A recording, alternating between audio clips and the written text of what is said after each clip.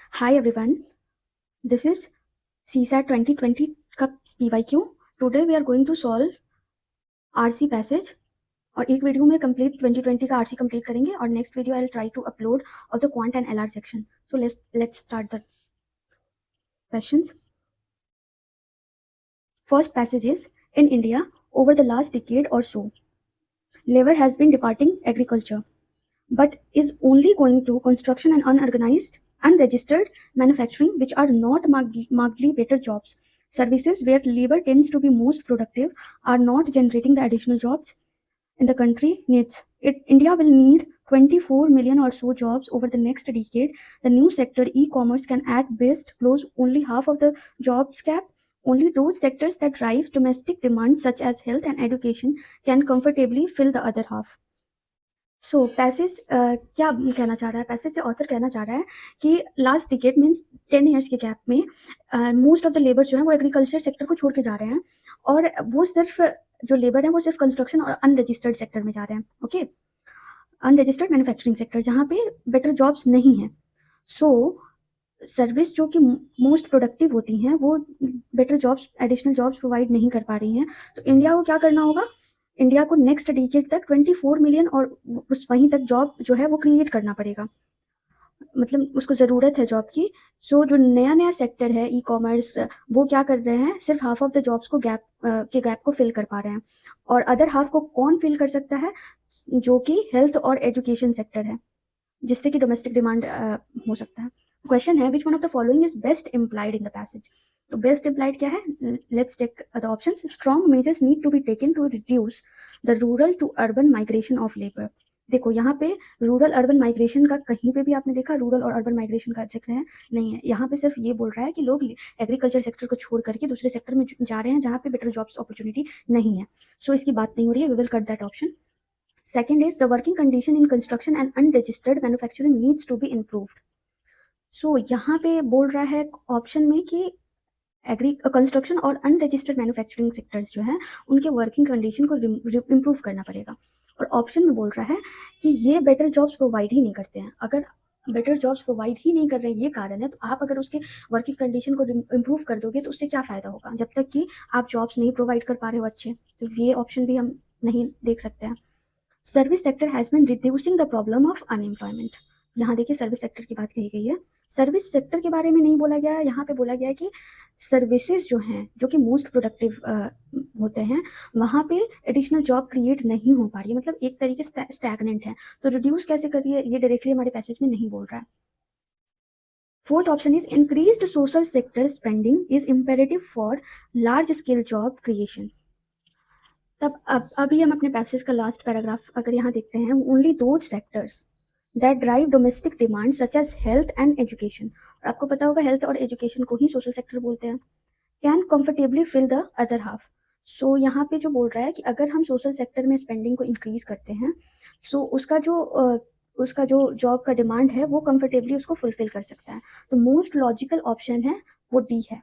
तो we will go with option number D. I hope आपको समझ आ रहा होगा. Let's see the third passage.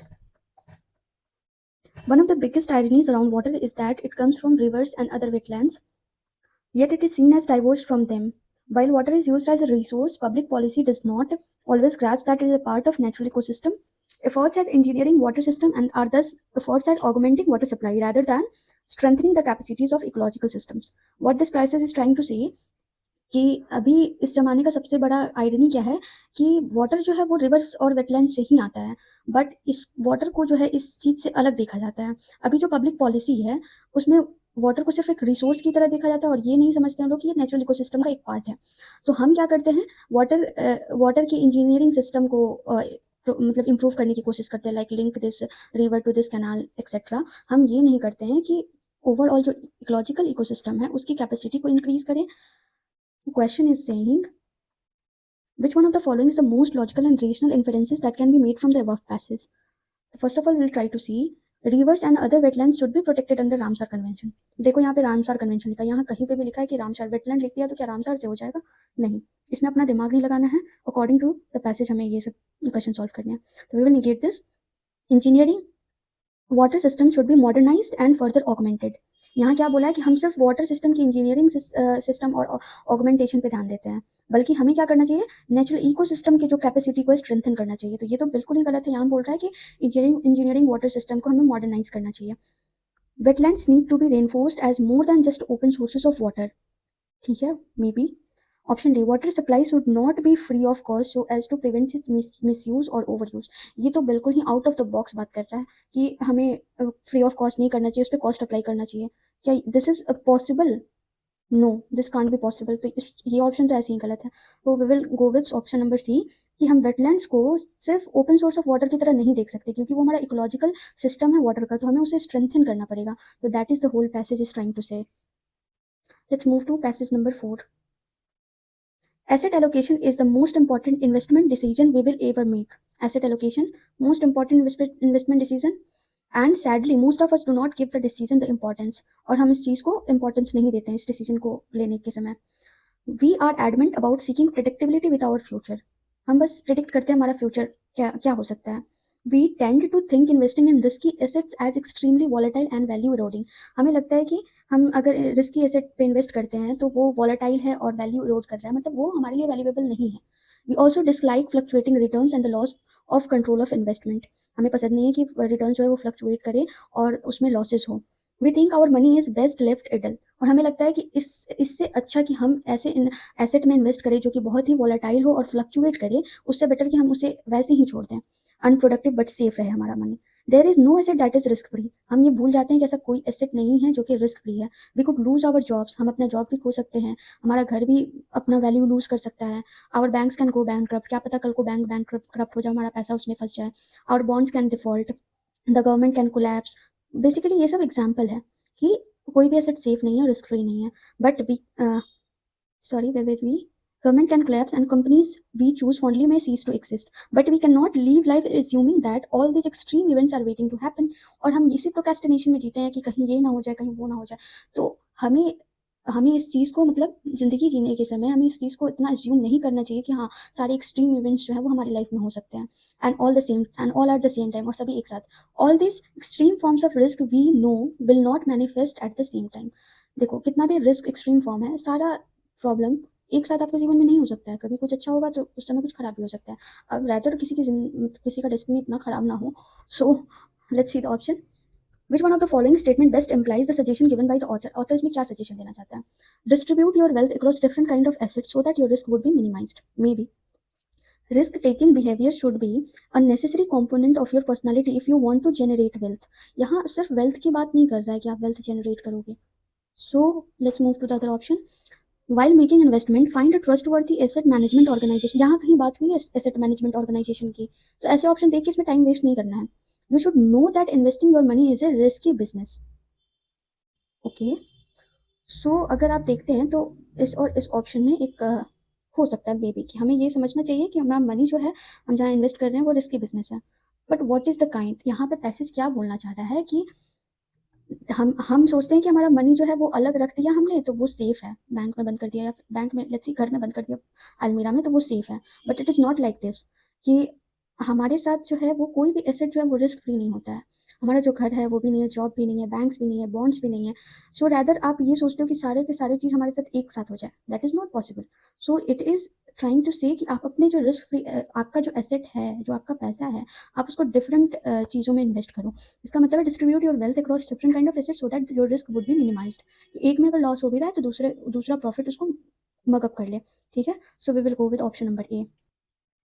Now let's move to the other question. Passage number 5। Although most of the genetically modified crops cultivated now are genetically engineered for a single trait, in future crops genetically engineered for more than one trait will be the norm. Okay. Thus, biotechnology's role in agriculture and the regulation of the same cannot be understood solely on the context of the current generation of GM crops। इसमें क्या बोल रहा है कि अभी जो recent case क्या है कि most of the GM crops जो हैं वो सिंगल ट्रेड के लिए हम लोग इंजीनियर करते हैं, लेकिन फ्यूचर में ऐसा हो सकता है कि मोर देन वन ट्रेड के लिए उन लोगों को क्रॉप्स को जेनेटिकली मॉडिफाई किया जा सके और ये एक नॉर्म होगा, मतलब नॉर्मल बात होगी। तो बायोटेक्नोलॉजी का जो रोल है एग्रीकल्चर और उसके रेगुलेशन के लिए, तो can not understood solely in the context of, तो उसको हम अभी के सिनेरियो में सिर्फ नहीं समझ सकते क्योंकि बाद में दूसरा केस हो सकता है, right. Instead there is a need to take a comprehensive look. So हमें एक चीज़ पे बस ध्यान दिए बगैर हमें उसके कॉम्प्रिहेंसिव चीज़ों पे ध्यान देना चाहिए, taking into account various aspects including socio economic impact so that potential of the technology can be harnessed while minimizing the negative impacts. Okay. Given the importance of biotechnologies in developing varieties that can help in climate change mitigation, इसमें क्या बोल रहा है कि एक comprehensive तरीके से हमें इस चीज़ को देखना चाहिए, ताकि जैसे कि इसमें सोशियो इकोनॉमिक इम्पैक्ट भी हमें इंक्लूड करना चाहिए कि हम अगर उस चीज़ को टेक्नोलॉजी को हार्नेस करते हैं तो उसमें हमें बहुत ही कम नेगेटिव इम्पैक्ट देखने को मिले। तो हमें बायोटेक्नोलॉजी का जो इम्पोर्टेंस है, जो हम वैरायटी को डेवलप कर रहे हैं, तो उस चीज़ में क्या होगा, वो क्लाइमेट चेंज में भी हम उस चीज़ को अगर ध्यान रखते हैं तो वो क्लाइमेट चेंज के मिटिगेशन में हेल्प कर सकता है, एडेप्टेशन में हेल्प कर सकता है। Not using biotechnologies as a part of climate change action plan can not be an option. तो ये बोल रहा है कि अगर हम बायोटेक्नोलॉजी का यूज़ ऐसे करते हैं कि bio climate change action plan को हम नहीं देखते हैं, वो अभी ऐसा हम नहीं कर सकते क्योंकि बाद में जाके क्लाइमेट चेंज का केस आएगा ही। अभी जैसे कि क्लाइमेट जो है वो एक्सट्रीम धीरे धीरे होते जा रहा है। So domestic regulation of biotechnology can be viewed in isolation of cannot be viewed in isolation of trade policy and obligations under the various international treaties and conventions. So domestic regulation है biotechnologies का, सिर्फ हम trade policy की तरफ नहीं देख सकते और ना ही different जो various international treaties और convention है उसके towards हमें उसमें ऐसा हमें उस चीज़ को ऐसे तरीके से लेके चलना होगा कि फ्यूचर में अगर कुछ हम उसमें डेवलपमेंट करते हैं तो वो उस चीज़ को मिटिगेट करे और हमें नेगेटिव इम्पैक्ट कम से कम देखने को मिले। So the following assumptions have been made. Option number A, biotechnology regulation is an evolving process. So exactly same बात कही है कि हाँ, अभी हम सिंगल ट्रेड के लिए कर रहे हैं, बाद में मे बी पॉसिबल भी दो या दो से अधिक ट्रेड को, मल्टीपल ट्रेड्स को करें, वो एक नॉर्म हो जाएगा। तो इवॉल्विंग प्रोसेस है, right. So we will cut this option. Participation of people is needed in policy decisions regarding biotechnology regulations. Okay, biotechnology regulation should take into account socio-economic aspects in decision making. ये तो as it is हमारे passage में लिखा है, should various aspects should be included like socio-economic impacts. Okay, this is correct. Now, wider involvement of political executive in biotechnology regulation improves its effectiveness in dealing with the country's trade policies and international obligations. ये कहीं इस चीज़ के बारे में दिया है कि अगर पॉलिटिकल एग्जीक्यूटिव बायोटेक्नोलॉजी में इन्वॉल्व कर जाएंगे तो उसका इफेक्टिवनेस इंक्रीज हो जाएगा। रादर हमें इस पैसेज में बोला गया है कि हमें सिर्फ और सिर्फ ट्रेड पॉलिसी और वेरियस इंटरनेशनल ट्रीटी और कन्वेंशन को ध्यान में रखते हुए नहीं करना चाहिए, हमें उससे ज़्यादा उसके बारे में सोचना चाहिए। Option 4 is definitely correct, incorrect sorry. So option 4 को अगर आप इनकरेक्ट करते हो तो we will left with only one option, option number B. So I hope you got it right. So let's move to the next question. So this is passage 21। Private investment in general is volatile, foreign private investment is more volatile because the available investment avenues are significantly greater. That is the entire world. Therefore, the responsibility of providing employment cannot be left to FDI. Responsibility of providing employment FDI ये बोल रहा है कि private investment जो हम करते हैं वो ऐसे ही जनरल में, देखो अगर हमारे कंट्री में खुद पे रख के सोचो, अगर आपके पास दो ऑप्शन हो, if you have two option, एक पब्लिक बॉन्ड में इन्वेस्ट करने का, ओके, और एक प्राइवेट बॉन्ड में इन्वेस्ट करने का, तो आप किस में इन्वेस्ट करोगे? पब्लिक में, क्योंकि ये रिस्क फ्री होता है in comparison to public private. तो इसमें इन्वेस्ट करना चाहोगे तो इसमें यही बोल रहा है कि प्राइवेट इन्वेस्टमेंट ऐसे ही वोलेटाइल होता है, फॉरेन प्राइवेट इन्वेस्टमेंट उससे काफ़ी ज़्यादा होता है, क्योंकि इसमें क्या है कि मतलब ग्रेटर, जैसे कि हम अगर सिर्फ अपनी कंट्री को लेकर के चलेंगे तो ठीक है, यहाँ तक में हो रहा है, अगर पूरे वर्ल्ड को लेकर के चलेंगे तो ऑब्वियसली मोर वोलेटाइल होगा क्योंकि उसका स्कोप ज़्यादा हो जाता है। Therefore responsibility of providing employment, अगर हम एम्प्लॉयमेंट की कमी हो रही है तो सिर्फ हम FDI पे नहीं छोड़ सकते उस चीज़ को, because the current FDI inflows are volatile over time and across sectors and regions, which is a necessary consequence of their search for the highest returns. बोल रहा है कि हम एम्प्लॉयमेंट जनरेशन के क्राइटेरिया को सिर्फ FDI पे नहीं छोड़ सकते क्योंकि अब अभी करंट FDI इनफ्लो जो है वो ऑलरेडी वोलेटाइल है जैसे जैसे समय बीतता है डिफरेंट सेक्टर्स और रीजन में, और ये एक कॉन्सिक्वेंस हो जाता है कि हमें, जैसे कि कोई भी FDI इन्वेस्ट कब करेगा जब उसको लगेगा कि इसमें हाईएस्ट रिटर्न्स हैं, राइट।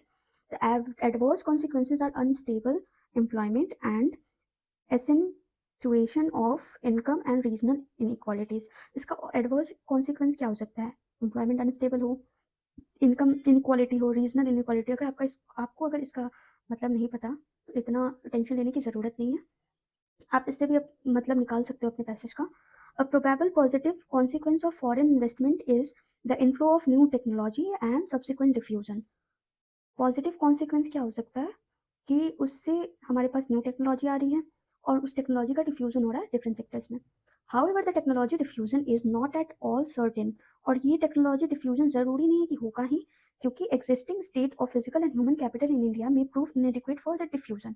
ये क्या बोलना चाहता है कि मान लो कि अगर एफडीआई के साथ हमारी कंट्री में टेक्नोलॉजी न्यू टेक्नोलॉजी आ रही है तो हो सकता है कि इससे टेक्नोलॉजी डिफ्यूज करे डिफरेंट सेक्टर्स में, बट ये सर्टेनली नहीं है, ये नेसेसरी नहीं है, क्योंकि हो सकता है कि इस टेक्नोलॉजी को अडॉप्ट करने के लिए भी हमारे पास ह्यूमन कैपिटल जो है वो स्ट्रांग होना चाहिए, राइट। सो पूरे पैसेज का मतलब यही है। Let's read the options. With reference to the above passage the assumptions have been made. Assumption: relying on foreign investment in the long run is not economically sound policy. तो यहाँ पे वही बोल रहा है कि एफडीआई के लिए, एम्प्लॉयमेंट जनरेशन के लिए हम एफडीआई और इस चीज़ पे हम बिलीव नहीं कर सकते, हम इस चीज़ पे मतलब इन्वॉल्व, मतलब पूरे तरीके से इस पे हम डिपेंड नहीं कर सकते हैं। सो ये this is correct, we will eliminate this option. अब इससे क्या पता चल रहा है, तो 2 और 3 पढ़ते हैं या 4 और 5 पढ़ते हैं। Policies must be undertaken to reduce volatility in foreign investment. Okay, foreign investment की वोलेटिलिटी को, आपको फॉरेन प्राइवेट इन्वेस्टमेंट की वोलेटिलिटी को रोकने के लिए आपको पॉलिसीज लेना चाहिए। Must, policies must be undertaken to strengthen domestic private investment. बताओ इस दोनों में आप क्या कर सकते हो। ऑब्वियसली अगर फॉरेन प्राइवेट इन्वेस्टमेंट है, अगर आप उसको वोलेटिलिटी को रोकने के लिए आप पॉलिसीज लोगे तो वो आना बंद कर देंगे, तो ये इसका वायबल ऑप्शन नहीं होगा। ओके, और अगर आप डोमेस्टिक प्राइवेट इन्वेस्टमेंट को स्ट्रेंथन करते हो तो इसका फायदा होगा, वो अपनी कंट्री में इन्वेस्ट करेंगे। Public investment should be given priority over private investment. इसमें कहीं बात नहीं करी गई है कि प्राइवेट और पब्लिक के बारे में कि इस दोनों में क्या दिक्कत है। इस ऑप्शन को काटेंगे तो अगर ये काटेंगे तो this will be the option. Let's read the fifth option. Okay, substantial public investment in education and health should be undertaken. तो यहाँ बोल रहा है, यहाँ में हमने देखा कि ये बोल रहा है कि टेक्नोलॉजी आएगी और वो डिफ्यूज भी हो सकती है, but it is not compulsory कि वो टेक्नोलॉजी वो आगे जाके डिफ्यूज होगी। जब तक ही हम अपने, हो सकता है कि हमारा फिजिकल और ह्यूमन कैपिटल इतना स्ट्रांग ना हो कि इस चीज़ को अडेप्ट कर ले, तो इसको स्ट्रांग करने के लिए हमें क्या करना पड़ेगा, हमें पब्लिक इन्वेस्टमेंट करने की ज़रूरत है एजुकेशन में और हेल्थ सेक्टर में। So we will go with option number B. Okay, let's move to the next passage. Many opportunities to harness the highly skilled seasonal and spatial distribution of monsoon flows, okay, which occur in a 4-month period from June to September annually, have been lost. Since these few months account for most of the rainfall and consequent freshwater availability, the need for holding rainwater in reservoirs for subsequently releasing it for the use over the years, it is necessity nobody can afford to overlook. Climate change will continue to affect the weather conditions and create water shortages and excesses. So this is trying to say कि हमारे country में जो है mean बहुत सारे opportunities हैं जिससे कि we can harness the highly skewed. हमारा जो मानसून फ्लो है उसकी क्या दिक्कत है कि वो किसी मंथ में बहुत एक्सट्रीम हो जाता है और किसी मंथ में होता ही नहीं है। तो जून टू सितंबर में हमारे पास 4 मंथ में जो है मानसून फ्लो अच्छा होता है, और in a 4 month period from June to September annually have been lost, मतलब जो पहले जून टू सितंबर में हुआ करता था वो अब खत्म हो चुका है। काइंड ऑफ हमारा जो मानसून फ्लो है वो इरेगुलर हो चुका है, ठीक है। तो in these few months account for most of the rainfall on consequent fresh water availability. So हमारे पास ऑप्शन क्या है कि जिस मंथ में ज़्यादा रेनफॉल हो रहा है उस मंथ में क्या करें कि हमें इस वाटर को होल्ड करने का और सब्सिक्वेंटली रिलीज करने का, जो ओवर द ईयर मतलब कुछ इस महीने में जो होता है उसको होल्ड करके और फिर रिलीज करने का, ये एक बहुत ही नेसेसरी ऑप्शन बन जाता है, क्योंकि क्लाइमेट चेंज तो अभी होगा ही और वो कभी कभी शॉर्टेज ऑफ वाटर करेगा और कभी कभी इंक्रीज कर देगा वाटर को। उसके लिए from droughts to floods, water in the countries many rivers flow unutilised. और कंट्री के बहुत सारे रिवर में जो वाटर है वो यूटिलाइज नहीं हो पाते हैं and are discharge into the sea every year. So what is the most rational and practical implications for India. India के कॉन्टेक्स्ट में we have to think interlinking of rivers should be undertaken. कहीं पे भी इसने बात नहीं करी कि हमें रिवर्स को अंडरलिंक करना चाहिए। इसमें ये बोला गया है कि हमें उस वाटर को कंजर्व करना चाहिए और जिस मंथ में ज़्यादा नहीं आ रहा है उस मंथ में उसको अच्छे से रिलीज करना चाहिए। A network of dams and canals should be built across the country for proper distribution of water. Maybe farmers should be provided easy loans for digging bore wells. ये farmers के बारे में कहीं बात करी गई है इस पैसेज में, नहीं ना। So option number 3, okay, usage of water for agriculture should be regulated by law, कहीं पे भी एग्रीकल्चर की बात नहीं करी गई है. Distribution of river water among the regions should be regulated by the union government, कहीं पे भी ये नहीं बोला गया है कि यूनियन गवर्नमेंट को रेगुलेट करना है या स्टेट गवर्नमेंट को रेगुलेट करना है. ये तो खुद से ही अपना कुछ भी ऑप्शन बना रहा है. सो देखते हैं क्या हो सकता है. एक ऑप्शन अगर हम फिफ्थ को कट करते हैं तो we have two options 1 and 2. सो देखिए मैंने यहाँ पे कट किया है क्योंकि मुझे उतना वैलिड ऑप्शन नहीं लगा, but if you have more better option to cut और negate then go with those option जो आपको नहीं लग रहा है, मे भी हो सकता है क्योंकि ऑप्शन में नहीं है. सो यहाँ पे डैम्स और कैनाल्स को हम बिल्ड कर सकते हैं क्योंकि उसमें स्टोर कर सकते हैं और फिर प्रॉपर डिस्ट्रीब्यूशन, दो ऑप्शन तो सही होगा ही. Okay.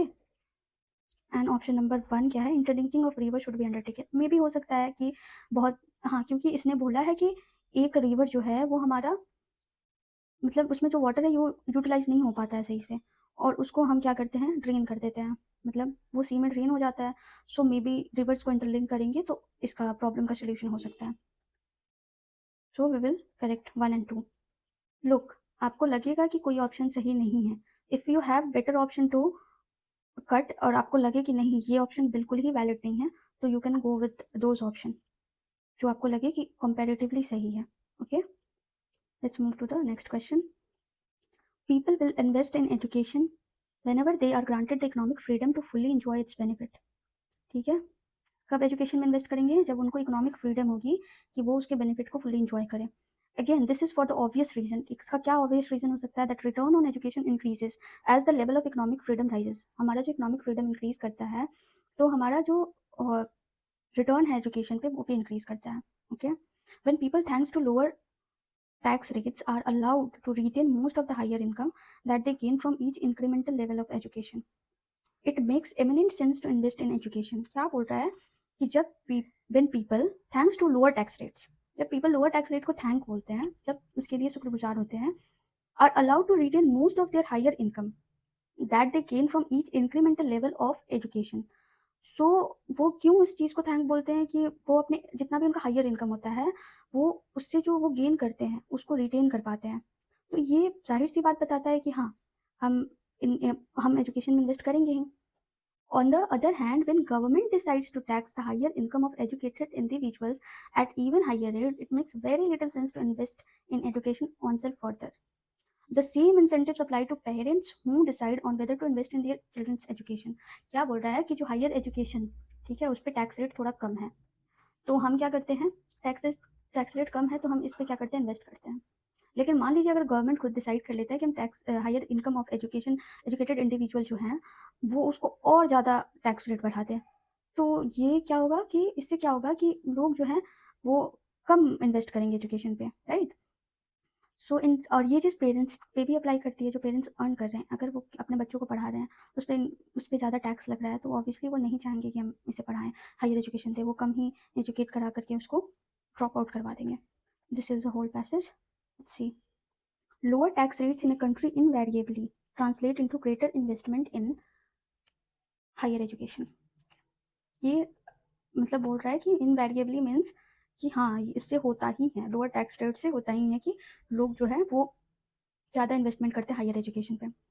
Investment in education of children ensure their economic freedom.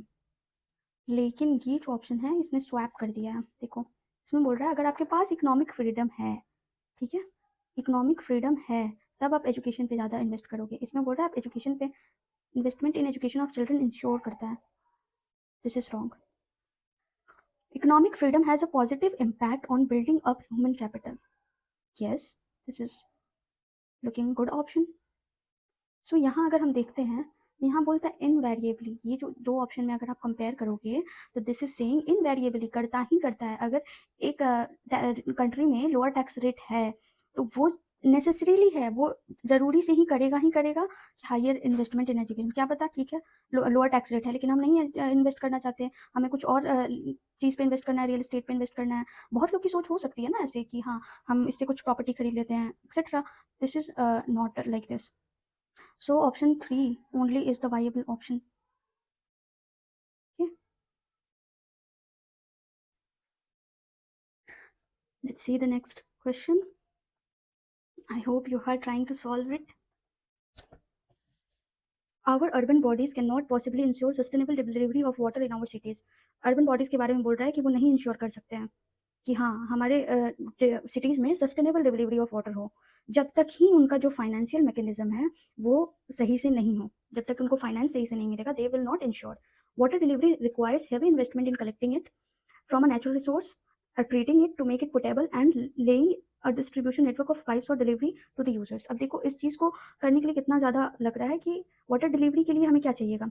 Delivery के लिए we will require natural resource से कलेक्ट करना, उसको ट्रीट करना ताकि वो पोर्टेबल हो, पीने लायक हो, फिर उसको नेटवर्क बनाना ताकि वो डिफरेंट एरिया में हम उसको डिस्ट्रीब्यूट कर सकें। This is the whole meaning. Now it also requires investment in sewerage infrastructure and sewage treatment plants so that the sewers can carry the wastewater to these plants to ensure that no untreated sewage is discharged back into natural water bodies. If our cities were rich enough to meet the entire coast, water could be delivered free.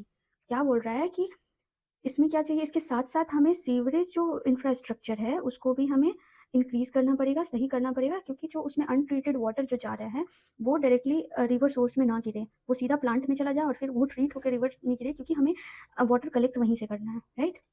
इसके लिए overall क्या बोल रहा है passage में कि ये तब तक पॉसिबल नहीं है, तब तक हमारे म्युनिसिपैलिटीज़ को फंड्स ना मिलेगा। ऑप्शन देखते हैं, urban local bodies must recover cost through user charges. Okay, urban local bodies are not efficient to enough to meet the water requirements of our cities. इसमें तो बोल रहा है कि एफिशिएंट ही नहीं है, ये नहीं है कि वो एफिशिएंट नहीं है। द थिंग इज कि उन्हें फंड्स नहीं मिल रहे हैं, that is why they are not able to provide efficient facilities. This is wrong. Water shortage in our cities is a perennial problem that can not be solve. ये कहीं नहीं बोला है कि हाँ ऐसा कोई चीज़ नहीं जिसको हम सॉल्व नहीं कर सकते हैं, कि हाँ ये पेरेनियल है, शुरू से चलता आ रहा है और ये कभी सॉल्व नहीं हो सकता। ये बहुत ही एक्सट्रीम स्टेटमेंट है। So you we will cut this. In view of the water crisis in our cities, there is an urgent need to limit the population. ये आपको देख के लग रहा है क्या पॉपुलेशन कम करने से पानी भर जाएगा, पानी आ जाएगा सबके घर में? नहीं। सो दिस इज ऑब्वियस, ये तो सबसे पहले कट होना चाहिए। सो हमारे पास एक ऑप्शन बचता है, अर्बन लोकल बॉडीज को जो कॉस्ट है वो चार्जेस की तरह रिकवर करना चाहिए ताकि वो फाइनेंशियली वाइएबल बन सके और उस चीज़ को एफिशिएंटली डिलीवर कर सके वाटर को डिफरेंट डेस्टिनेशंस पे। Okay, let's see the next question. With reference to the above passage, the following assumptions have been made. Rich cities only can ensure sustainable delivery of water. एक बार देखते हैं क्या बोल रहा है। बोल रहा है कि रिच सिटीज़ जो हैं वही सिर्फ सस्टेनेबल डिलीवरी ऑफ वाटर कर सकते हैं। इसमें बोला है कहीं? इन्होंने बोला है कि वाटर मनी होना चाहिए, ठीक है। If our cities were rich enough to meet the entire cost, water could be delivered free, ठीक है। इन्होंने बोला है कि वो फ्री होगा। Sustainable delivery of water can only, क्या सिर्फ वही कर सकते हैं, पुअर सिटीज़ नहीं कर सकते हैं। Sustainable delivery of water in cities means much more than supplying water to households. ये बोल रहा है कि हमारे सस्टेनेबल डिलीवरी क्या होता है। देखो, एक वाटर सप्लाई है, वाटर सप्लाई मतलब आप कैसा भी वाटर को सप्लाई कर दो, ठीक है, और ये एक सस्टेनेबल डिलीवरी है। जब तक ही आप उस वाटर को सही से ट्रीट नहीं करते, उस वाटर को पीने लायक नहीं बनाते, उस सीवरेज इंफ्रास्ट्रक्चर को स्ट्रॉन्ग नहीं करते, तब तक ये जो है आपका सस्टेनेबल नहीं होगा। सो ये ऑप्शन तो कट हो जाएगा और ये है, ये सही बोल रहा है कि सप्लाई, वाटर सप्लाई से ज़्यादा ये बहुत ज़्यादा कुछ होता है sustainable delivery of water. This is correct. अब चलिए नेक्स्ट पैसेज को देखते हैं। This is in India agriculture still engages about half of its workforce. India में एग्रीकल्चर अभी भी वर्कफोर्स के आधे लोगों को एम्प्लॉय करता है। About 85% of its farms are small and marginal, और उसमें से भी 85% जो फार्म्स हैं वो स्मॉल और मार्जिनल में आते हैं। Compare to China and Vietnam which have experience fast structural and rural transformation, India's story is a slow transformation. हमने यहाँ पे कंपेयर किया है चाइना एंड वियतनाम को कि इनका रूरल ट्रांसफॉर्मेशन जो है वो फास्ट है और इंडिया का स्लो है। As a result poverty reduction in India was at a much slower pace.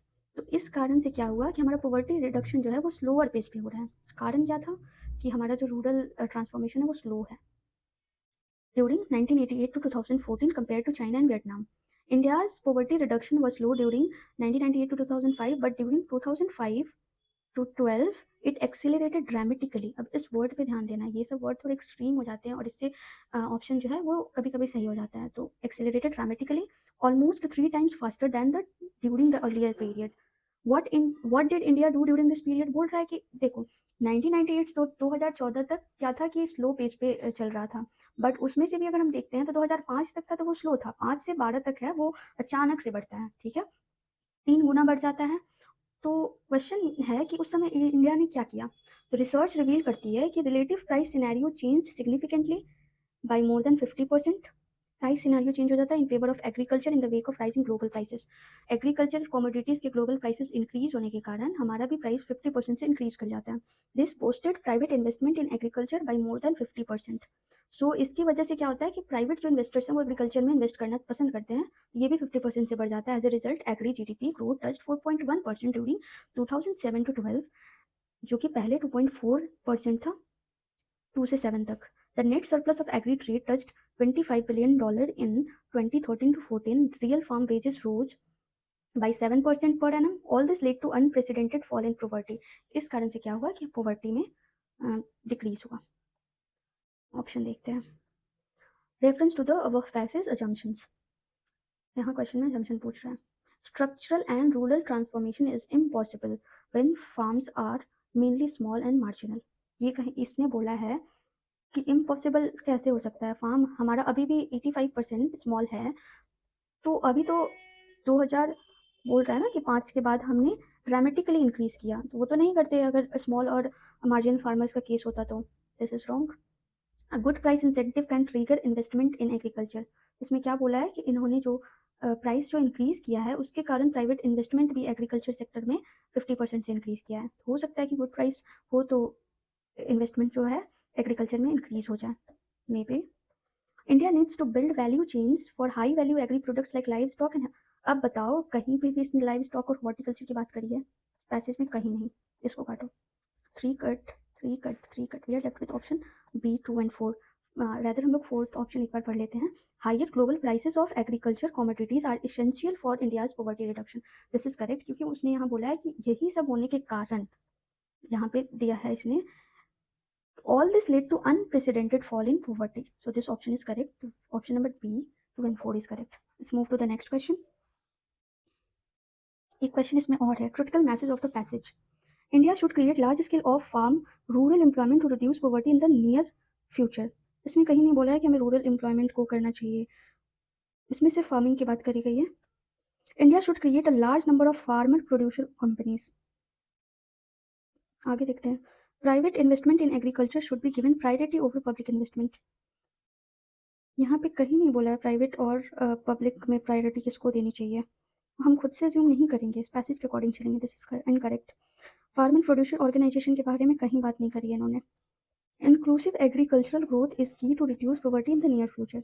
So this is correct, क्योंकि अगर एग्रीकल्चर ग्रोथ होगा, क्योंकि मोस्ट ऑफ द पीपल जो हैं वो एग्रीकल्चर पे डिपेंड करते हैं, तो अगर इसमें ग्रोथ होता है तो हो सकता है एक कारण बन सकता है पॉवर्टी रिडक्शन का आने वाले फ्यूचर में। This is definitely correct. अगला क्वेश्चन देखते हैं।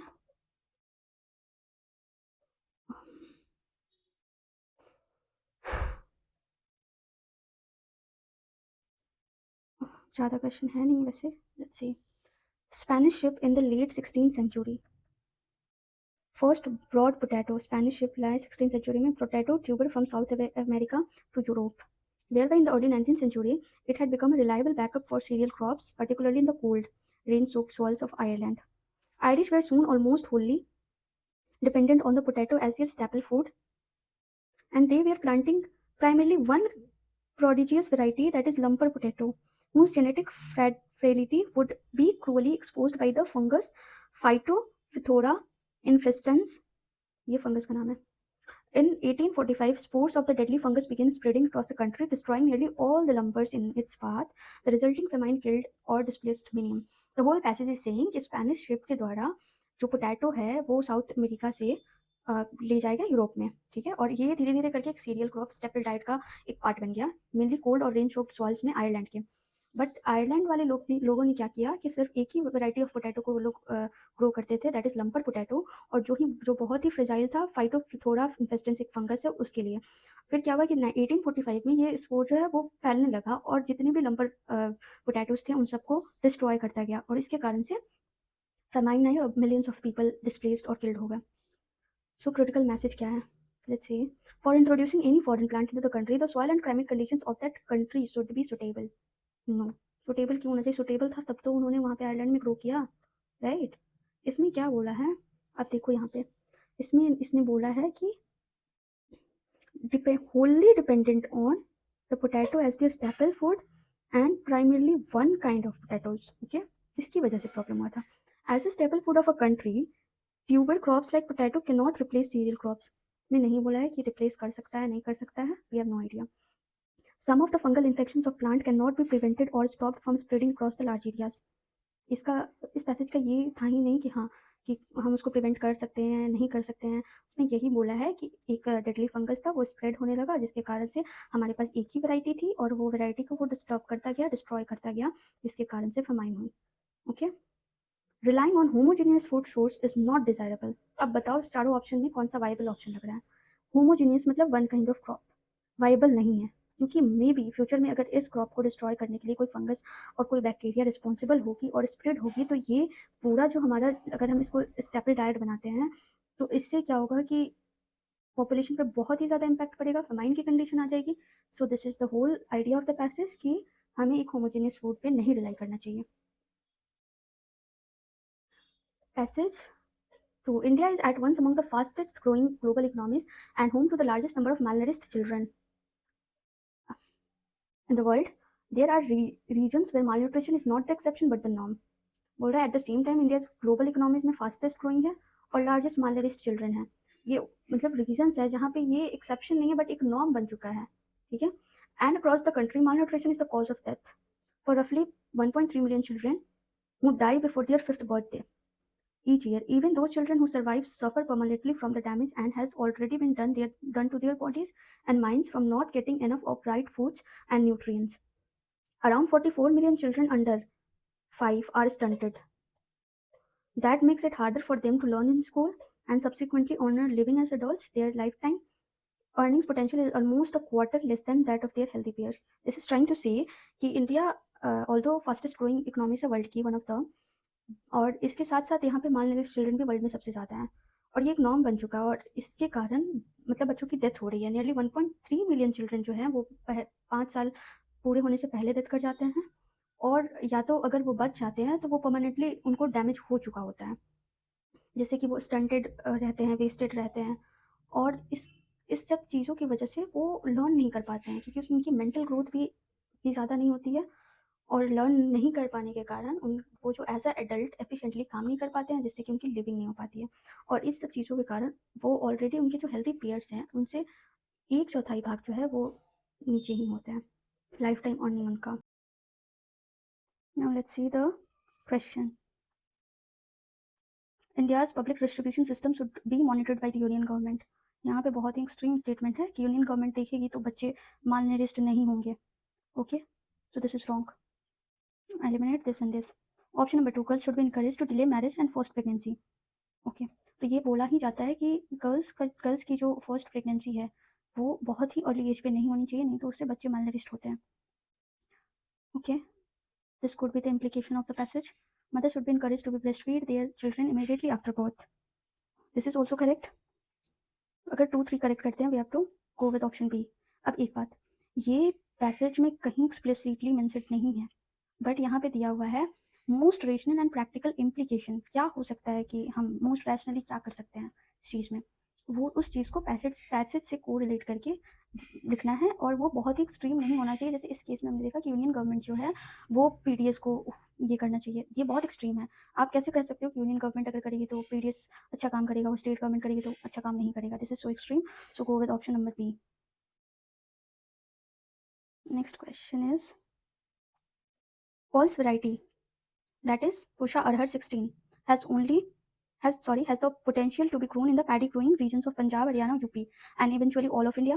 Its yield will be greater than those of the existing varieties, and because its size will be uniform. It will be amenable to mechanical harvesting and attractive feature of farmer in northern India who currently use this technology for paddy.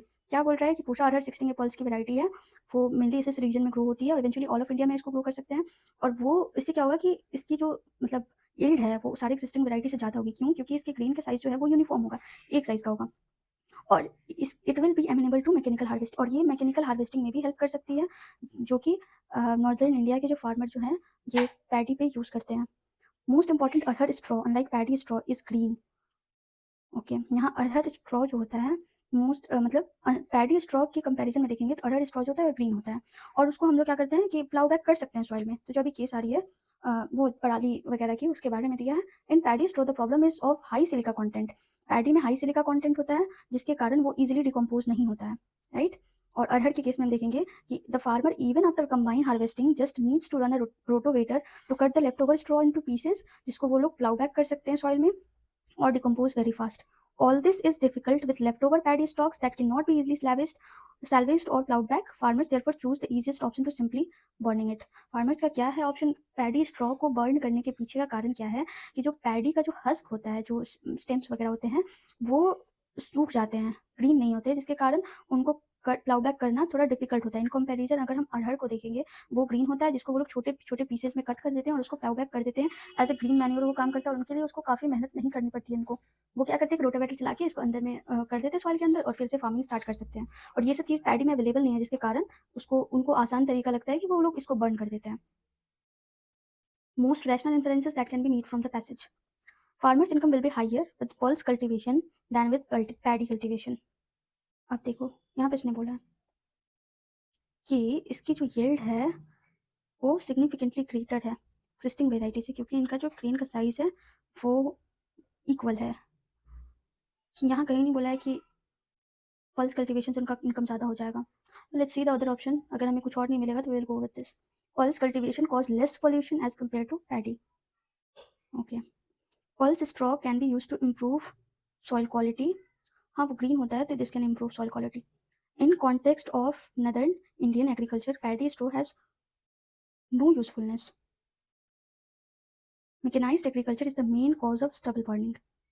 बोला है कि stubble burning इस यहाँ इन्होंने बोला है, let's see, mechanical harvesting जो करते हैं एक अट्रैक्टिव फीचर है इनके लिए। In north India currently use this technology for paddy. Okay, तो यहाँ कहीं नहीं बोला अगर पैडी के लिए वो लोग यूज़ कर रहे हैं तो ज़रूरी नहीं, वो बोल रहा है कि इसको अरहर पे भी यूज़ कर सकते हैं, तो दैट इज़ नॉट कि वो मेन कारण है स्टबल बर्निंग का। तो ऑप्शन देखते हैं, पहले 5 वाला ऑप्शन, 2 and 3, 1 and 4। सो अगर आप देखेंगे 2 and 3, 1 and 4 को, यहाँ लिखा है pulse cultivation cause less pollution. Of course क्योंकि हम उसे जला नहीं रहे हैं तो वो लेस पॉल्यूशन होगा। और यहाँ बोल रहा है कि हायर इनकम हो जाएगा, कैसे? यहाँ पे कहीं नहीं लिखा है, इसने बोला कि यील्ड इंक्रीज होगा। हमें खुद से नहीं बताना, ठीक है, यील्ड इंक्रीज हो गया, क्या पता उसका कॉस्ट कम हो, वो 1 रुपये में ही बेचते हो और पैडी 5 रुपये में बिकती हो। तो we can not infer from that. We will go with option number 2 and 3। In India, authorities always look to store the maximum amount of water in reservoirs during the monsoon season, which is then used for irrigation and generation of electricity during the summer months. It is an intentionally accepted practice that the water level of the reservoir should be kept below a certain level before the onset of the monsoon. This is so that when monsoon then comes, there is a space to store the excess water, and also so that water can be released in a regulated manner. But these authorities store the maximum amount of water in the reservoirs even before the close of the monsoon,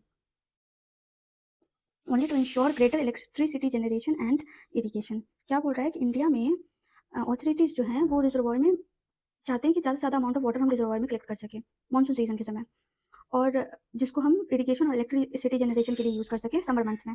but एक internationally accepted practice है कि हमें जो water level है reservoir का लो रखना चाहिए monsoon के स्टार्ट होने से पहले, ताकि जब मानसून स्टार्ट हो तो उसमें वो हम पानी भर सकें और उसको रेगुलेटेड मैनर में रिलीज़ कर सकें। बट इसमें बोल रहा है कि मानसून जब एक्सट्रीम मतलब खत्म होने के पहले पहले तक ये लोग वाटर को रिलीज़ नहीं करते हैं। क्यों? क्योंकि इनका एक ही ये होता है कि हम इसे इलेक्ट्रिसिटी जनरेट कर सकें, ठीक है, only to ensure generation of electricity and irrigation. So, with reference of the above passage, following assumptions have been made. High risk involved in holding maximum water in reservoirs are due to the over dependence on hydropower projects. Storage capacity of dams should be not fully used before or during monsoon season. Role of dams in flood control is underestimated in India. हाँ, this can be said because हम dam को under estimate करते हैं और उसमें पानी भरते जाते हैं, राइट? पानी भरते जाते हैं क्योंकि हमें इलेक्ट्रिसिटी जनरेट करना होता है, इरिगेशन करना होता है। And storage capacity of dams should be not fully used before or during the monsoon season. This is saying कि डैम का जो स्टोरेज कैपेसिटी है उसको फुल्ली यूज़ नहीं करना चाहिए मॉनसून और उसके पहले। ये इसमें इस पैसेज में क्या बोल रहा है कि एक नॉर्म है कि हमें उनका वाटर कैपेसिटी जो है वो कम रखना चाहिए वाटर मॉनसून के पहले। बट यहाँ पे क्या करते हैं लोग, मॉनसून ख़त्म होने होने तक इस पे ज़्यादा ही रखते हैं। This is nowhere said that during monsoon season हमें यूज़ नहीं करना चाहिए fully use. So this is incorrect. High risk involved in holding maximum water in reservoirs are due to our over dependence on hydropower projects. यहाँ पे इन्होंने सिर्फ दिया hydro power project के बारे में, बट यहाँ पे दिया हुआ है irrigation plus electricity generation. So this is extreme option, एक ही चीज़ को आप पॉइंट नहीं कर सकते। So we will go with option number C. देखो आपको लग रहा होगा कोई कोई ऑप्शन मे भी करेक्ट हो सकता है लाइक दिस ऑप्शन, और उसमें कोई दिक्कत नहीं है, आप प्रैक्टिस करते करते ये चीज़ स्ट्रांग होगी। और एक चीज़ और होंगे कुछ क्वेश्चंस गलत, और धीरे धीरे प्रैक्टिस करते करते आपके ऑप्शंस धीरे धीरे करेक्ट होने लगेंगे। So do not fear by solving the question कि यार मेरा गलत हो जाएगा, और कुछ आप सॉल्व करो, होंगे तो होंगे। ज़्यादा से ज़्यादा क्या होगा, अगर एटलीस्ट 30 पैसेज है मान के चलो, 30 पैसेज में आपके 10 गलत, 9-10 गलत भी हो जाते हैं, मान लो 12 गलत हो जाते हैं, तो कितना होगा नेट करेक्ट 30 - 4 कितना हुआ 26। इतने तो सही हुए ना 12 गलत होने के बाद भी। 26 को अगर आप मार्क्स तो देते हो तो नेट करेक्ट आपके 26 हुए हैं। तो आपको सॉल्व करना है, अटेम्प्ट करना है क्वेश्चन, ये नहीं कि आपने क्वेश्चन ही छोड़ दिया। एक प्रोबेबिलिटी को लेके चलते हैं कि इतना करेक्ट होगा इतना करेक्ट होगा, 3 इनकरेक्ट होगा तब आपका 1 कम होगा नेट करेक्ट से। ओके, अभी बहुत सारे हैं, कोई नहीं, देखते हैं। Economic liberalisation in India was saved largely by the economic problems of government. Economic liberalisation India में शेप किया गया था largely by the economic problems of the government than by economic priorities of the people और by the long term development objectives. हमारे यहाँ economic liberalisation कब हुआ था, जब हमारा जो फॉरेन रिजर्व बहुत ही कम हो गया था, we were not able to pay the loans, तभी जाके हुआ था ना। तो यही चीज़ बोल रहा है कि इकोनॉमिक लिबरलाइजेशन मेनली गवर्नमेंट की इकोनॉमिक प्रॉब्लम्स के कारण हुआ था, ना कि लोगों के और लॉन्ग टर्म डेवलपमेंट ऑब्जेक्टिव के कारण। उसके कारण डेवलपमेंट हुआ, no doubt, but there were limitations in conception and design which have been subsequently validated and by experience। उसमें कुछ limitations थे जिसको धीरे धीरे experience से खत्म किया गया। jobless growth, persistent poverty, rise in inequality mounted as problems since economic liberalization began। जैसे जैसे ये हुआ तो ये सारे जो problems हैं merge हुए, and all these years later four quite crisis confront the economy, agriculture crisis किस में हुआ, agriculture, infrastructure, industrialization, education as constant on the country's future prospect। These problems must be resolved if economic growth has to be sustained and transformed into meaningful development। अब in crisis को हमें resolve करना पड़ेगा अगर हम चाहते हैं कि हमारा जो इकोनॉमिक ग्रोथ है वो सस्टेन्ड हो और मीनिंगफुल डेवलपमेंट हो। मीनिंगफुल डेवलपमेंट का क्या मतलब है कि इसमें जॉबलेस ये सब चीज़ कम हो।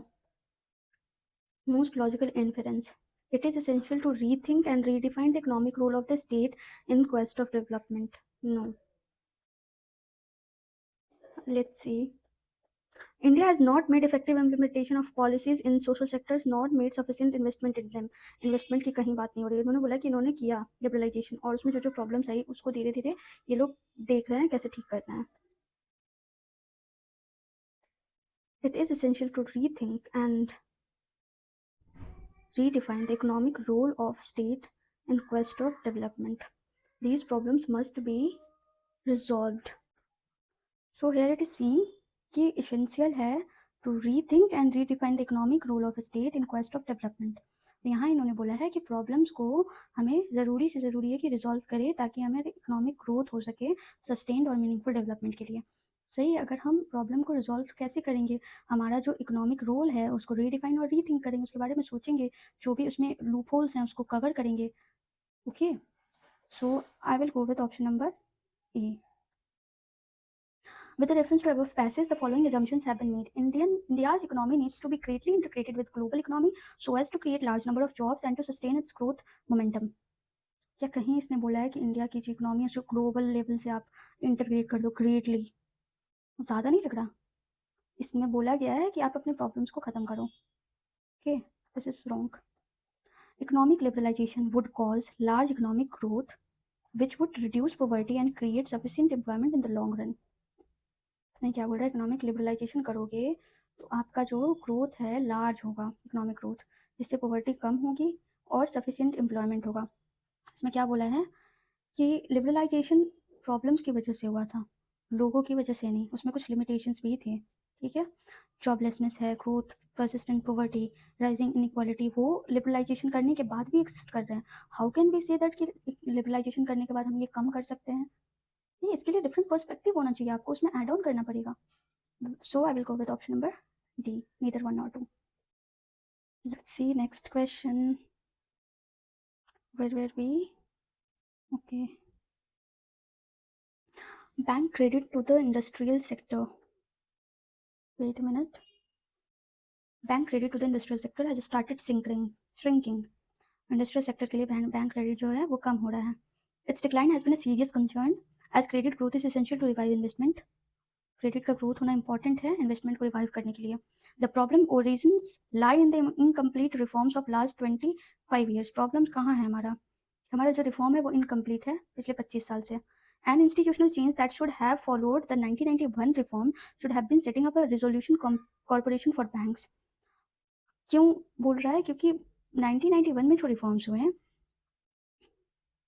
जिसमें इंस्टीट्यूशनल चेंज हुआ, should have been setting up a resolution corporation for banks in a market economy with booms and busts. Banks should be allowed to set up and to fail. अगर मान लीजिए market economy में boom हो रहा है, कभी bast हो रहा है, ठीक है, तो बैंक्स में भी अप होगा और डाउन होगा. ये जरूरी नहीं कि बैंक में कभी डाउन नहीं होगा. Today we can not shut down the banks because there is no proper system to shut them down. Weak loss making banks continue to need more capital. Okay, what this is saying कि industry अगर loss में जाती है, ठीक है, banks भी loss में जाते हैं, बट इंडस्ट्री के लिए क्या ऑप्शंस है कि हम उसको शट डाउन कर सकते हैं, उसके लिए नॉर्म्स हैं. बट अभी हम क्या कर रहे हैं कि बैंक्स को शट डाउन नहीं कर सकते क्योंकि कोई प्रॉपर सिस्टम नहीं है उसको शट डाउन करने का. हम कब शट डाउन करते हैं? जब उसमें कोई स्कैम आता है या बिल्कुल ही बैंक जो है वो वीक हो जाती है, तो उसको फिर जब लोगों के पैसे नहीं निकल पाते तब उसको जा करके बंद किया जाता है. So most logical rational inference क्या हो सकता है? Indian banking system is not able to help the country in its economic growth. बहुत एक्सट्रीम स्टेटमेंट है कि हेल्प नहीं करने के लायक ही नहीं है. तो अभी तक कौन कर रहा है? This is definitely wrong. Economic reforms that started in 1991 have not help in improving the economy to expected levels. यहाँ पे नहीं बोल रहा है कि इकोनॉमी को इम्प्रूव हेल्प नहीं किया है या फिर कुछ भी. यहाँ बैंकिंग सिस्टम्स के बारे में बात हो रही है और इंडस्ट्रीज में कंपेरिजन की गई है.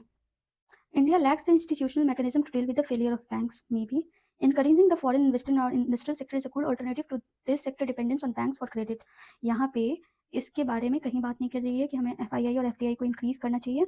इसमें बोला जा रहा है कि बैंक्स का कम हुआ है क्योंकि बैंक्स जब वीक होते हैं तो उनके पास प्रॉपर एक शट डाउन मैकेनिज्म नहीं है, राइट. सो यहाँ पे क्या दिया? India lacks the institutional mechanism to deal with the failure of banks. So will go with this option. Let's move to the next question. India has tremendous potential for solar energy. We all realize that we have to stop burning fossil fuel to meet our energy needs. But certain renewable resources are still going through their cost curves. Okay. Learning curves to get the required amount of output. The Indian government has strongly committed to its targets of reducing emissions by 33% by 2030, and towards that it has initiated a strong push towards a gas-based economy and has also invested heavily in renewable energy. However, business houses are wary of investing too heavily. Business houses are not investing too heavily in renewable energy at a time when the technology is not yet ready. हमारे पास क्या है कि ठीक है, India के पास potential है, but हमारा जो कॉस्ट जो है वो हम रिड्यूस नहीं कर पा रहे हैं. अभी भी जो रिन्यूएबल एनर्जी का कॉस्ट है वो नॉन रिन्यूएबल से ज़्यादा है और इंडस्ट्री जो है वो इस चीज़ के लिए इन्वेस्ट करने से इस पर डर रही है, नहीं कर रही है heavily. Inference again. India's commitment to reduce emissions by 33% is unlikely to be achieved. यहाँ कहीं नहीं इसने बोला है कि हम अचीव नहीं कर सकते. This is extreme. India should import gas rather than invest in renewable resources. अब बताओ कि हम रिन्यूएबल रिसोर्स में इन्वेस्ट ना करें. यहाँ कहीं दिया है इन्होंने कि ठीक है गैस को इंपोर्ट करना है या फिर हमारे पास कमी है. हमने गैस बेस्ड इकोनॉमी के टुवर्ड्स मतलब स्ट्रॉन्ग पुश है इंडिया का, but this does not mean कि we have to import gas. Getting renewable resources to market too soon may be costly. May भी हो सकता है. India should put in more efforts in exploration of natural gases. Inference क्या हो सकता है? So, exploration की बात तो नहीं कही है कहीं पे भी. हमारे में ये कहा गया कि हाँ ये कॉस्टली है, क्योंकि अभी जो है टेक्नोलॉजी रेडी नहीं है, तो मे बी अगर हम जल्दी लाएंगे, तो ये जल्दी कर रहे हैं तो ये थोड़ा कॉस्टली हो सकता है. So this is correct. I hope you guys are getting it. And if you have any problem or doubt, then you can comment. I will try to reply it and try to solve your doubts. Question number 63. Reference to the above passage, the following assumptions have been made. Governments often provide inefficient and costly subsidies for technology that may not be ready in the near future. कहीं पे भी insufficient और costly subsidies की बात नहीं करी है इसने. ठीक है, हम कैसे assume कर लें कि गवर्नमेंट जो है मतलब insufficient subsidy दे रही है. India's commitment of reducing emissions by 33% shall be on the basis of gas-based economy. होगा. This is so extreme. Shall be होना चाहिए. होगा shall. Can be maybe हो सकता था. But I think this is I think according to me D होना चाहिए. But this might be correct in some instances. But I think D is the most viable option. So we are left with two questions. Genome editing is different from genome modification. Genome editing typically involves finding the part of plant genome that could be changed to render it less vulnerable to disease or resistance to certain herbicides or to increase yields. Researchers use molecular seizures to dissect the genome and repair it, which is a process that occurs naturally when plants are under attack from disease that can throw up new mutations that enable the plant to survive future attacks. The evolutionary process can be effectively be speeded up now that it is possible to examine plant genomes in detail in laboratories and create mechanism through which the relevant genes can be altered very precisely. This is saying कि genome editing और genome modification में difference है. Editing में क्या होता है कि हम एक पार्ट को मतलब उस पार्ट को ढूंढते हैं जिससे कि मतलब डिजीज हो सकता है और चेंज करते हैं. That could be change to render less vulnerable to disease and herbicide वगैरह के लिए इसको टॉलरेंट बनाते हैं, इंक्रीज कर सकते हैं यील्ड को. तो रिसर्चर्स जो है इसके लिए क्या करते हैं, मॉलिकुलर सीजर्स को यूज़ करते हैं और उस जीनोम को डिसेक्ट करके और उसको रिपेयर करने की कोशिश करते हैं. और ये जो रिपेयर होता है वो एक नेचुरल प्रोसेस होता है. ठीक है. When plants under attack from disease and can grow new mutations that enable the plant to survive future attacks. और इससे क्या होता है कि कभी-कभी उसमें न्यू म्यूटेशंस भी हो जाते हैं नेचुरली, और इससे वो फ्यूचर अटैक को, क्योंकि हमारी बॉडी जो है एक मेमोरी पे काम करती है. अगर आपको पहले ये चीज़ इन्फेक्शन हो गया है तो मोस्ट लाइकली अगर दूसरी बार आपको इन्फेक्शन हो तो आप उससे मतलब कम अफेक्टेड होंगे. So genome editing does not require the transfer of genes from one plant to another. Though through genome editing, the chosen genes can be altered precisely in a matter akin to natural process that helps the plant to adapt the environmental factors. Yeah, this is written on top. Genome editing से हम chosen genes को alter कर सकते हैं, और genome editing से हम not require the transfer of genes from one plant to another. यहाँ क्या बोल रहा है, एडिटिंग और मॉडिफिकेशन में डिफरेंस है. इसमें क्या होता है कि उस पार्ट को जो कॉज कर रहा है प्रॉब्लम को उसको कट करते हैं और उसको क्या करते हैं, वो खुद से रिपेयर होता है, या फिर अगर उसमें आप कुछ ऐड करते हो तो उसको मॉडिफिकेशन बोलते हैं. ठीक है. सो दिस इज, इसमें मॉडिफिकेशन में एक जीन को दूसरे जीन में ट्रांसफ़र करते हैं. This is also correct. Many people understand that the connection between solid waste management and health in terms of consequences of unattended heaps of dry garbage which become home of flies and other vermin. There is a connection between solid waste management and health because अगर हम unattended heaps of dry garbage देखते हैं तो उसमें flies आ जाती हैं या फिर other vermin से rodents वगैरह आ जाते हैं. There is another aspect that is not well understood. Other aspect भी है, that is what happens when unscientific solid waste management combines with poor drainage. अगर यही solid waste management जो unscientific है, जिसको treat नहीं किया गया है, वो poor drainage से अगर combine हो जाता है, and dumping of untreated sewage into drains which are meant to carry storm water during rains. और इसमें क्या होता है कि डंप हो जाता है अनट्रीटेड सीवरेज में, जो कि स्पेशली बना होता है रेन के समय वाटर को कैरी करने के लिए. इसके कारण वो डैम्स जो है वो चोक हो जाते हैं, जिसमें मॉस्किटोज ब्रीड होती हैं और वाटर बाउंड डिजीज होती है. क्रिटिकल मैसेज क्या है, in India the drainage networks are not separate for sewerage and storm water. Urban local bodies do not have enough resources and legislative authority to deal with the problems of waste management. Solid waste management should be integrated with the maintenance of drainage and sewerage networks. Bad management of solid waste and sewerage system by our municipalities is the reason for the drinking water shortage in our cities. यहाँ पे कई municipalities की बात नहीं करी गई है. ठीक है. यहाँ पे कनेक्शन दिखाया गया सॉलिड वेस्ट में और ड्रेनेज में. सो नॉट सेपरेट, हमें क्या पता सेपरेट है या नहीं. ठीक है. Urban local bodies do not have enough resources की भी बात नहीं करी गई है. Solid waste management should be integrated with the maintenance of drainage and sewerage networks. So ये एक वाइबल ऑप्शन है कि सॉलिड वेस्ट मैनेजमेंट को हमें ड्रेनेज और सीवरेज नेटवर्क से इंटीग्रेट करना चाहिए ताकि ये इसको रिसोर्स इस प्रॉब्लम को क्योर कर सके. In Part 3 of the Constitution, which assures that people certain fundamental rights, Article 25 proclaims that all persons are equally entitled to freedom of conscience, right freely to profess, practice, and propagate religion. What people fail to notice is that this proclamation is prefixed with words subject to public order, morality, health, and to other provisions of this part, which is set conditions precedent to the legal protection of religious practices of any other community. The closing words of this prefatory rider in Article 25 virtually constitutes a subordination clause placing other fundamental rights mentioned in Part 3 over and above the right to religious freedom. Among those other fundamental rights is the right to equality before law and equal protection of laws assured at the outset and elaborated in later articles to mean inter alia. The state shall not deny equal protection of laws to any person or group of person on the basis of religion alone.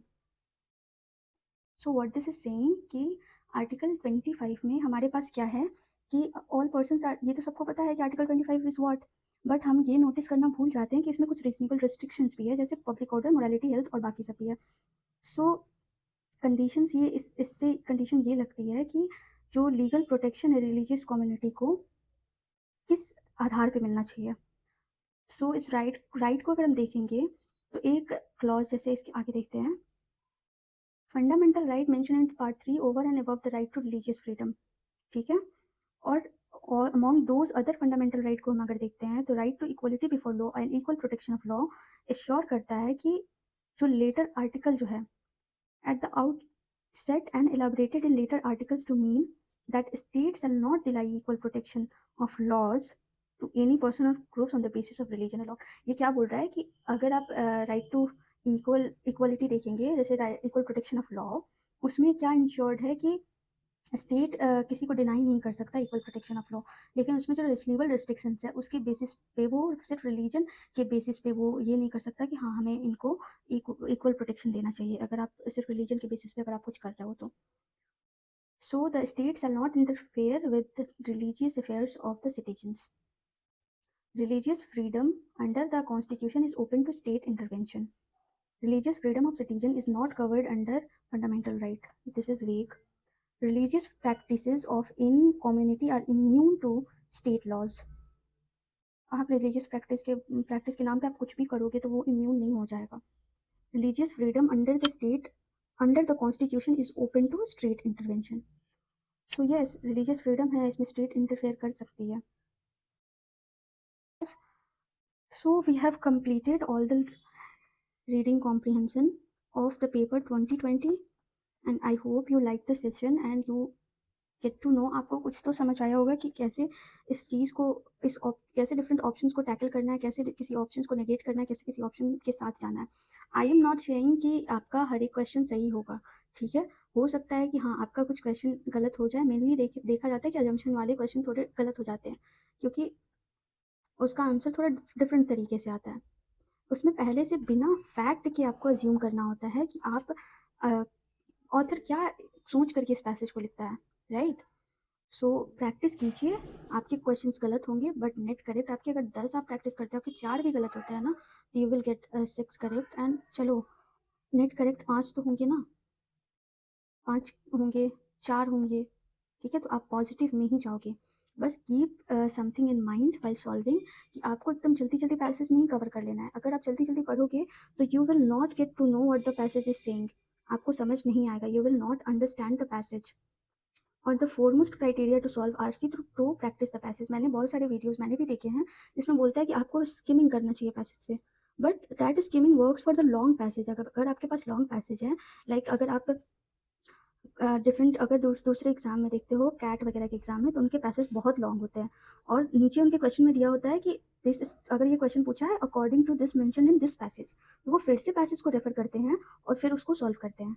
तो हमें क्या करना है, अपना time अगर save करना है तो आप पैसेज को समझते हुए पढ़ो, आप रीड करो और उसका एक जो स्टोरी लाइन अपने दिमाग में बिल्ड करते जाओ, जिससे कि आपको पैसेज ओवरऑल ये क्या कहना चाहता है वो आपको समझ आएगा और दोबारा आपको इस पैसेज पे आने की ज़रूरत नहीं पड़ेगी, जिससे आपका टाइम सेव होगा. दूसरा, ये नहीं करना है कि ऑप्शंस को कैसे करेक्ट करना है, नहीं, वो ऑप्शंस ढूंढो जो कि गलत लग रहा है। अगर आप गलत करते जाओगे तो ऑब्वियसली एक ऑप्शन करेक्ट आ ही जाएगा। और एक ऑप्शन को सही करके कभी भी एक ऑप्शन पढ़ के कभी पैसेज को सही पिक करके अगर फर्स्ट ऑप्शन लग रहा है कि दिस इज करेक्ट, तो आप हो गया, आप नेक्स्ट ऑप्शन को नहीं देखोगे, this is the wrong way.